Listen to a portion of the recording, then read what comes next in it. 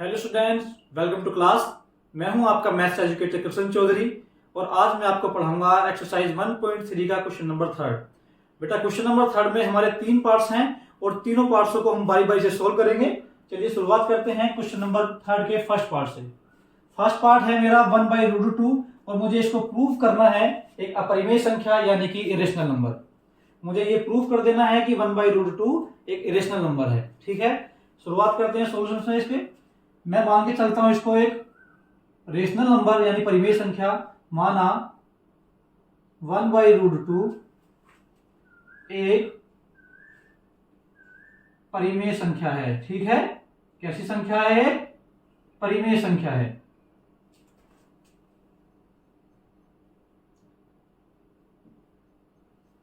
माना 1/√2 एक परिमेय संख्या है। अगर ये परिमेय संख्या है तब क्या हो जाएगा कि 1/√2 इक्वल्स टू P/Q, जहां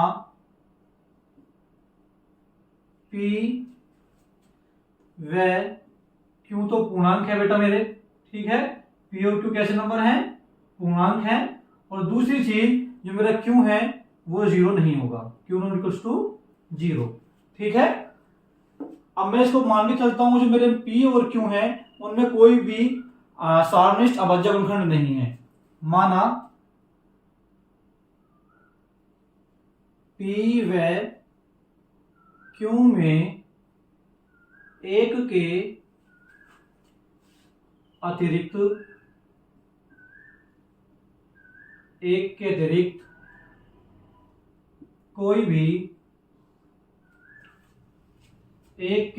कोई भी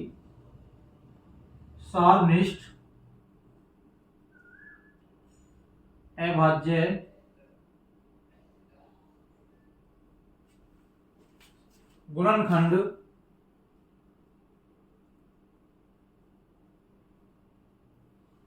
नहीं है। ठीक है, देखिए मैंने ये क्यों माना? मैंने माना P व Q में एक के अतिरिक्त कोई भी सारनिष्ठ अभाज्य गुणनखंड नहीं है। मैंने ये इसलिए माना क्योंकि बेटा मैं इसको एन में जाके ये दिखा दूंगा कि P और Q में एक के अतिरिक्त भी एक सारनिष्ठ अभाज्य गुणनखंड है, जो मेरे इस बात को कॉन्ट्राडिक्ट करेगी कि P व Q में एक के अतिरिक्त सारनिष्ठ अभाज्य गुणनखंड नहीं है। क्योंकि अगर ऐसा होगा तो मेरा जो ये मैं मान के चला हूं कि ये परिमेय संख्या है, तो मेरा ये यहाँ पर विरोधाभास प्रकट हो जाएगा। और जब ये परिमेय संख्या नहीं होगी तो ये कैसी संख्या होगी? अपरिमेय संख्या हो जाएगी। ठीक है, चलिए इसको मैं आगे सोल्व करता हूं। मैं इन दोनों में क्रॉस मल्टीप्लाई करता हूं तो मेरा क्या निकल के आएगा बेटा? Q बराबर √2 इंटू P। ठीक है, चलिए अब मैं इन दोनों पक्षों का वर्ग करता हूं। दोनों पक्षों का वर्ग करने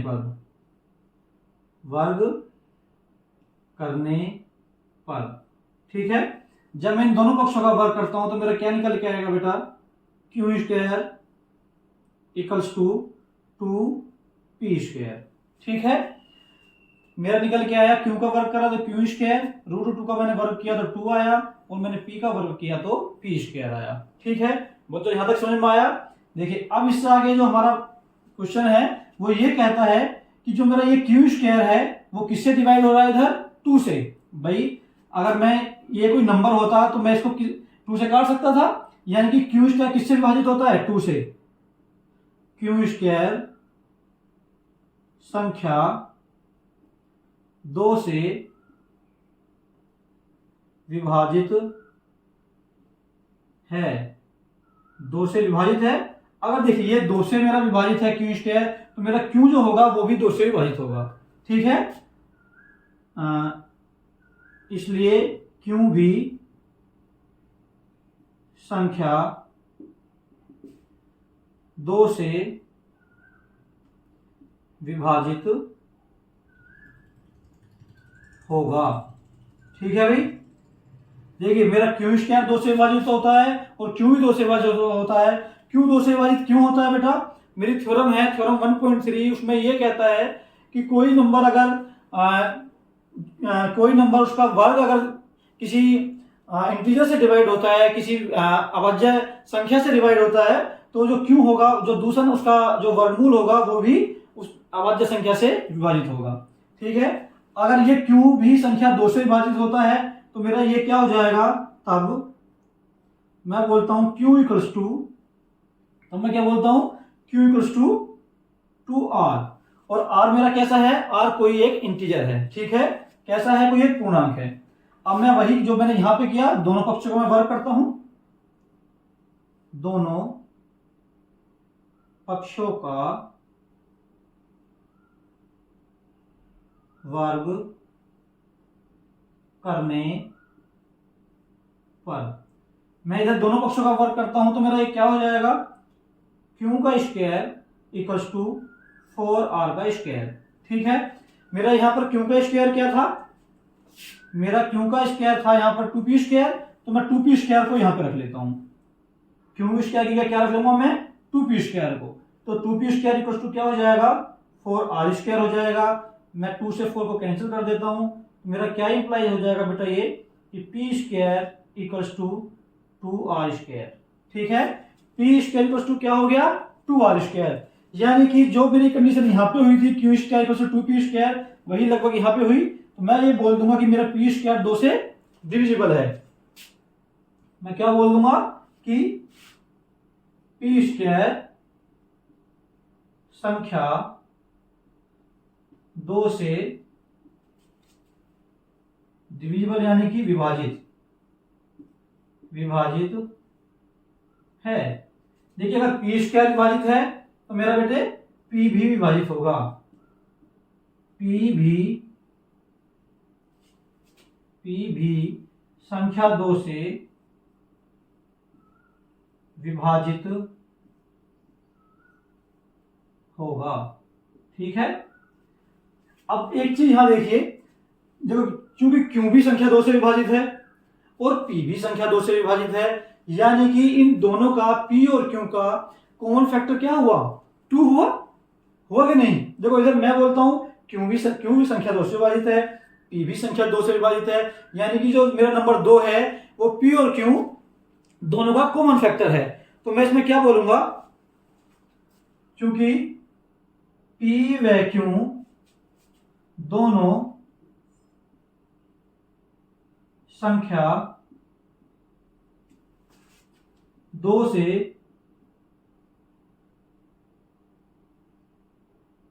विभाजित हैं।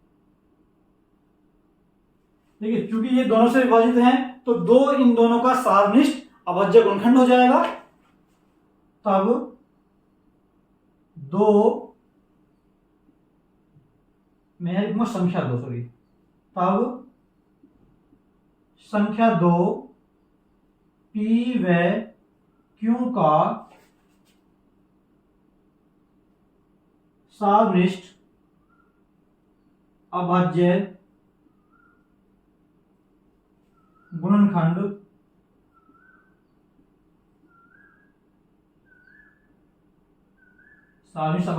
है। और बेटा मेरी ये बात जो मैंने माना था, कल्पना की थी कि p और q में एक के अतिरिक्त कोई भी सार्वनिष्ठ अभाज्य गुणनखंड नहीं है, वो मेरी बात गलत हो गई। ठीक है, जो मैंने कल्पना की थी, माना था कि इनका कोई अभाज्य गुणनखंड नहीं है, लेकिन ये बात यहां पर गलत हो गई क्योंकि एक के अतिरिक्त 2 भी है। तो मैंने ये जो माना था कि संख्या 1/√2 परिमेय है, वो संख्या 1/√2 परिमेय नहीं है। तब 1/√2 परिमेय संख्या नहीं है। ठीक है, नहीं है। इसमें क्या इंप्लाइज हुआ कि 1/√2 परिमेय संख्या नहीं है, अतः अगर परिमेय नहीं है तो कैसी संख्या है, अतः 1/√2 अपरिमेय संख्या है। कैसी संख्या है भाई, अपरिमेय संख्या। ठीक है, और मेरा यहां पर ये प्रूव हो गया। ठीक है बच्चों, आशा करता हूं आपको ये समझ में आया होगा। अब मेरा इसी का सेकंड पार्ट है बेटा मेरा 7√5। 7√5 को मुझे यही दिखाना है कि ये भी एक अपरिमेय संख्या है। ठीक है, चलिए सोल्व करते हैं इसको भी। दूसरा मेरा पार्ट है यहां पर 7√5। ठीक है, इसको मुझे दिखाना है कि ये भी मेरा अपरिमेय है।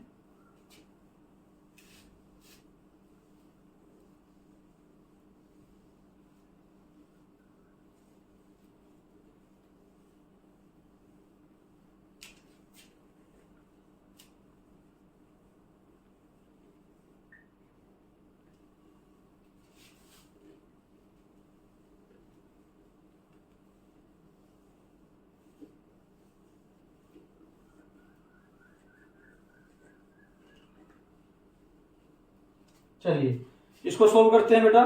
देखो जो हमने अभी नेक्स्ट लास्ट क्वेश्चन में किया था वही नेक्स्ट क्वेश्चन में हम करेंगे। मैं मान लेता हूं, माना 7√5 एक परिमेय संख्या है। अगर ये परिमेय संख्या है तो बेटा मेरा ये 7√5 इक्वल्स टू हो जाएगा P/Q, जहां P और Q पूर्णांक है और Q नॉट इक्वल्स टू 0। ठीक है, बात समझ में आई अब? चलिए इसको मैं आगे बढ़ाता हूं यहीं पे थोड़ा। ठीक है, मैं √5 को इधर ही छोड़ता हूं और 7 को इधर ले आता हूं, तो मेरा ये हो जाएगा 1/7 P/Q इक्वल्स टू √5 हो गया। ठीक है, अच्छा एक बात बताइए, चलिए मैं इसको आगे थोड़ा सा और चेंज कर लेता हूं। P/7 × Q equals to √5। ठीक है, ठीक है बच्चों। अब देखिए, अब एक बात बताइए, P और Q कैसे नंबर हैं? परिमेय संख्या है भाई। P कैसा एक इंटीजर है, 7 क्या है इंटीजर है, और Q कैसा है ये भी एक इंटीजर है। देखो भाई P और Q तो पूर्णांक है और 7 को हम ऑलरेडी जान रहे हैं इंटीजर है, यानी कि ये सारी संख्या कैसी संख्या है? इंटीजर्स हैं। और ये P/Q की फॉर्म में क्योंकि लिखा हुआ है, तो मेरा ये कैसा नंबर हुआ? मेरा ये एक परिमेय नंबर हुआ, यानी कि रेशनल नंबर हुआ, परिमेय संख्या हुई। चूंकि P/7 × Q is a rational number, या मैं इसको बोल दूं परिमेय संख्या। परिमेय संख्या, ठीक है, क्योंकि P/7 × Q क्या है? परिमेय संख्या है। तो मेरा √5 भी क्या हो जाएगा? यहां पर परिमेय संख्या हो जाएगा। इंप्लाइज √5 भी एक परिमेय संख्या है। देखिए कैसे भाई, मैं इसकी जगह बोल रहा हूं कि जो मेरा ये नंबर है ये कैसा है? परिमेय नंबर है, परिमेय संख्या है। परिमेय संख्या इक्वल्स टू क्या है? √5, या मैं इसको बोल दूं √5 एक परिमेय संख्या है। बात तो एक हुई।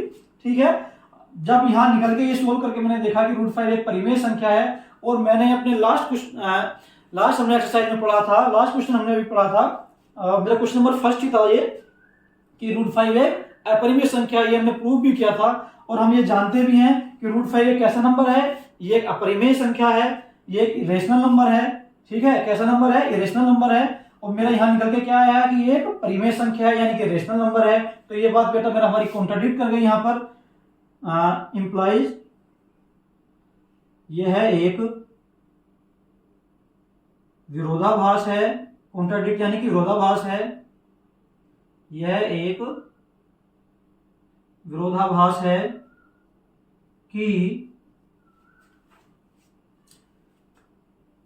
√5, सॉरी यहां मैं बोलूंगा क्योंकि √5 एक अपरिमेय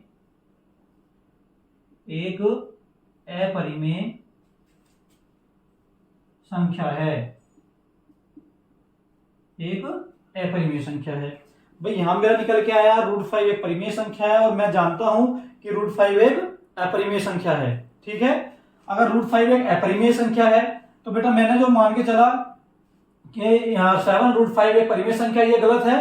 क्योंकि अगर अपरिमेय संख्या के साथ परिमेय संख्या की मल्टीप्लाई करता हूं, अपरिमेय संख्या के साथ परिमेय संख्या की मल्टीप्लाई करता हूं, तो क्या आता है? एक अपरिमेय संख्या। क्योंकि मेरा 7 कैसा है? ये रेशनल नंबर है, और √5 कैसा है? इरेशनल नंबर है। अगर मैं रेशनल इंटू इरेशनल करता हूं तो मेरा क्या निकल के आएगा? मेरा निकल के आएगा इरेशनल नंबर। ठीक है, और मैं यहां मान के चला था इसको परिमेय संख्या यानी कि रेशनल नंबर। तो मेरा ये क्या इंप्लाई करेगा यहाँ पर बेटा, क्योंकि ये √5 अपरिमेय संख्या है तो मेरा 7√5 कैसा हो जाएगा, वो भी अपरिमेय हो जाएगा। इंप्लाई 7√5 परिमेय संख्या नहीं है, परिमेय संख्या नहीं है। अगर ये परिमेय संख्या नहीं है तो क्या हो जाएगा, अतः 7√5 एक अपरिमेय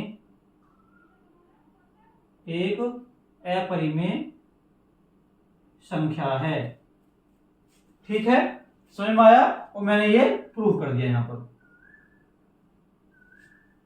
ठीक है बच्चों, देखिए इसमें हमने क्या किया था, मैं 7√5 को परिमेय संख्या मान के चला, मैंने सभी परिमेय संख्या की प्रॉपर्टी इधर लिखी, मैंने इसको आगे चल के सोल्व किया यहां तक। ठीक है, यहां सोल्व करने के बाद मैंने देखा कि ये किस रूप में आया, मेरा P/7 × Q के रूप में आया, क्योंकि P, Q और 7 तीनों मेरे इंटीजर्स हैं, और P/7/Q जो है ये एक परिमेय संख्या के रूप में है। अगर ये परिमेय संख्या के रूप में है तो मेरा √5 भी क्या हो जाएगा, एक परिमेय संख्या हो जाएगा, जो कि बात एक गलत है, क्योंकि √5 परिमेय संख्या नहीं, एक अपरिमेय संख्या है। इसलिए यहाँ पर एक विरोधाभास प्रकट हुआ। अगर विरोधाभास हुआ कि √5 अपरिमेय है और 7√5 कैसा हो जाएगा, परिमेय संख्या नहीं हो जाएगा, क्योंकि परिमेय संख्या नहीं है, क्योंकि √5 की अगर मैं 7 मल्टीप्लाई कर दे रहा हूं तो ये भी मेरा एक परिमेय संख्या नहीं रहेगा, अपरिमेय हो जाएगा। इसलिए 7√5 एक अपरिमेय संख्या है। ठीक है, आशा करता हूं समझ में आया होगा। और इसका थर्ड पार्ट है मेरा, थर्ड पार्ट है ये है कि 6 + √2 एक परिमेय संख्या, एक अपरिमेय संख्या है। कैसा है, 6 + √2 एक अपरिमेय संख्या है। मुझे इसको भी प्रूव करना है, चलिए इसको भी प्रूव करते हैं। अब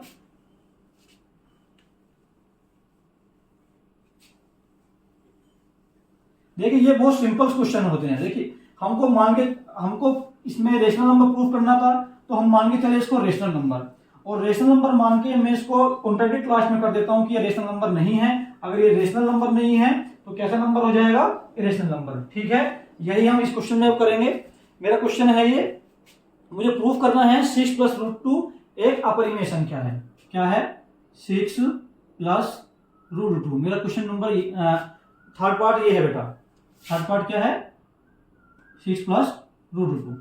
चलिए इसको भी सोल्व करते हैं। माना 6 + √2 एक परिमेय संख्या है। ठीक है, अगर ये परिमेय संख्या है तो 6 + √2 = P/Q, जहां P व Q पूर्णांक है और Q ≠ 0 है।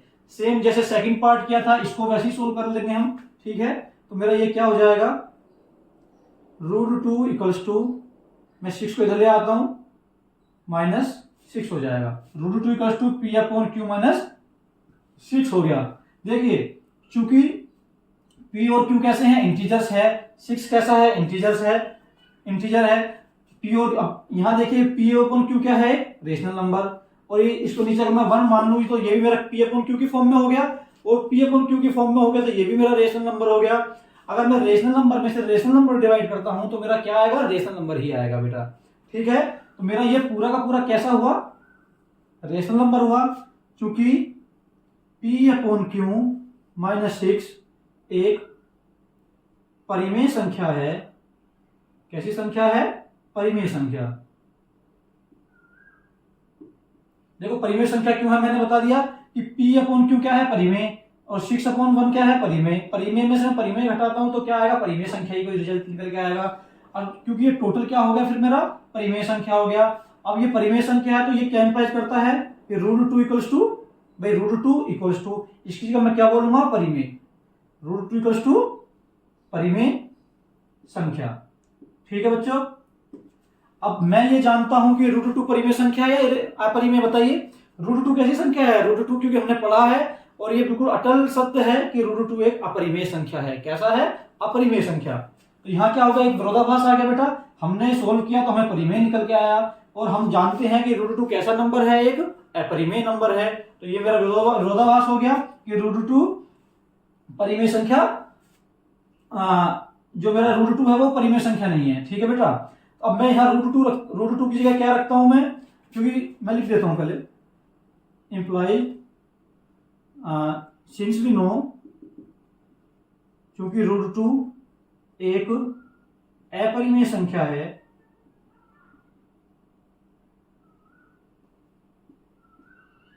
परिमेय संख्या है, चूंकि √2 एक अपरिमेय संख्या है, इसलिए 6 प्लस √2 भी अपरिमेय संख्या होगी, अपरिमेय संख्या होगी। ठीक है, ये मैंने यहां पर प्रूव कर दिया। और मुझे यहां पर क्या लिखना था, एक लाइन मैंने बीच में छोड़ी है, इसमें हमें यहां लिखना है बेटा, इस लाइन में, या मैं यहां लिख देता हूं, इंप्लाइज यह एक विरोधाभास है, यह एक विरोधाभास है क्योंकि